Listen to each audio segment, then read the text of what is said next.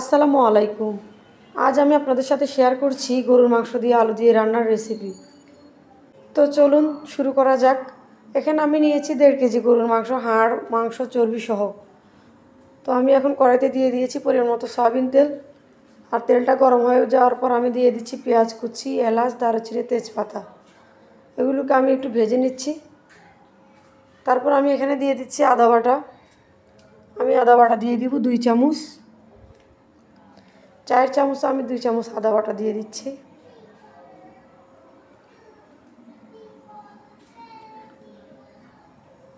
রসুন বাটা দিয়ে দিচ্ছি এখন। রসুন বাটা আমি এখানে দিয়ে দিব 2 চামচ।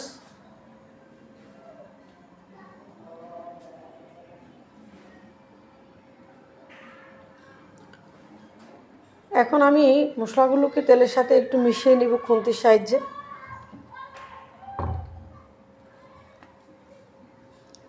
মশলার যে কাঁচা ভাব এটা যেন দূর হয়ে যায়, এই জন্য আমি এগুলোকে আগে একটু ভেজে নিচ্ছি। এরপর আমি বাকি মশলাগুলো অ্যাড করে দিচ্ছি। এখানে আমি এখন দিয়ে দিচ্ছি মরিচ গুঁড়ো 1.5 চামচ।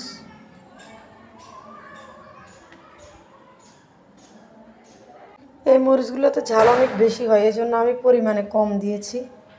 আপনারা চাইলে আরও বাড়িয়ে কমিয়ে দিতে পারেন। 1 চামচ দিয়ে দিচ্ছি লবণ। হলুদ গুঁড়ো আমি এখানে দিয়ে দেব 1.5 চামচ।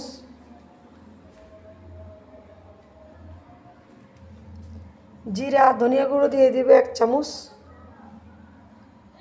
একদম আমি এখানে পুরো 1 চামচ দিয়েছি।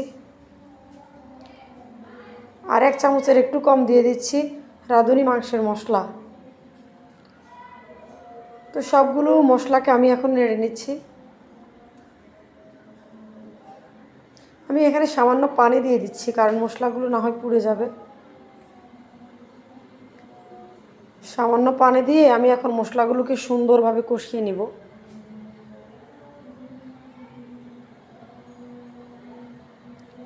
এখানে আমি একটা বড় সাইজের টমেটো কেটে দিয়ে দিচ্ছি।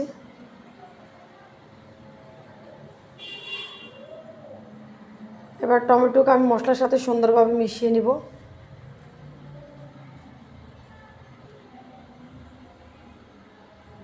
আর বেশ কিছুক্ষণ আমি মশলাগুলোকে কষিয়ে নিব।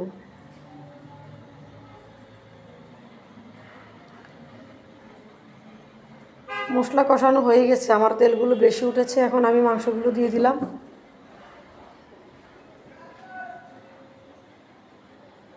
এখন মশলার সাথে মাংসগুলোকে আমি খুন্তির সাহায্যে মিশিয়ে নিব সুন্দর করে।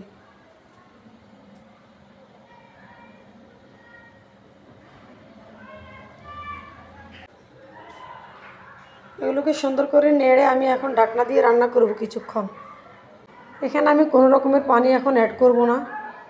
মাংস থেকে অনেকগুলো পানি বের হয়ে আসছে, দেখেন। মাংস থেকে বের হয়ে আসা পানিগুলোতেই আমি এখন মাংসগুলোকে অনেকক্ষণ ধরে কষিয়ে নিব। অপর সাইডে আমি 3-4টা আলুকে কেটে ভেজে নিচ্ছি। একটু লবণ, হলুদ, মরিচের গুঁড়ো মাখিয়ে আমি এগুলোকে ভেজে নিচ্ছি। এইভাবে আলুগুলোকে ভেজে দিলে মাংসের সাথে আমার খুব ভালো লাগে। এদিকে আমার মাংসগুলো কষানো হচ্ছে।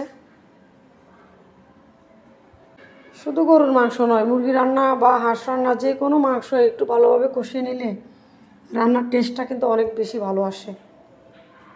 তো আমার আলুগুলো ভাজা হয়ে গেছে প্রায়। এখন আমি আলুগুলোকে মাংসের সাথে অ্যাড করে দিব। মাংস কষানো শেষ। এখন আমি দিয়ে দিচ্ছি আলুগুলো দিয়ে আমি আবার সুন্দর করে এগুলোকে খুন্তির সাহায্যে নেড়ে মিশিয়ে নেব।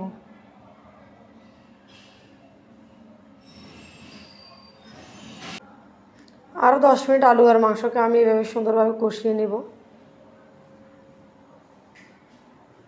আমার আলু আর মাংস কষানো হয়ে গেছে। এখন আমি পরিমাণ মতো ঝোলের পানি দিয়ে দিব।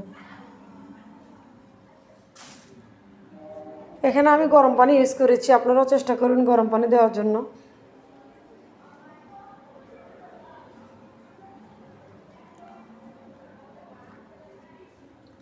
এখন ফুল হিটে রান্না করব আরও প্রায় 30-40 মিনিট। অপেক্ষা করব ঝোলগুলো শুকিয়ে আসা পর্যন্ত। আমার রান্না প্রায় শেষের পথে, এখন আমি এগুলোকে নামিয়ে নেব। ধন্যবাদ সকলকে এতক্ষণ ধৈর্য ধরে আমার ভিডিওটা দেখার জন্য। ভালো থাকবেন, সুস্থ থাকবেন, আল্লাহ হাফেজ।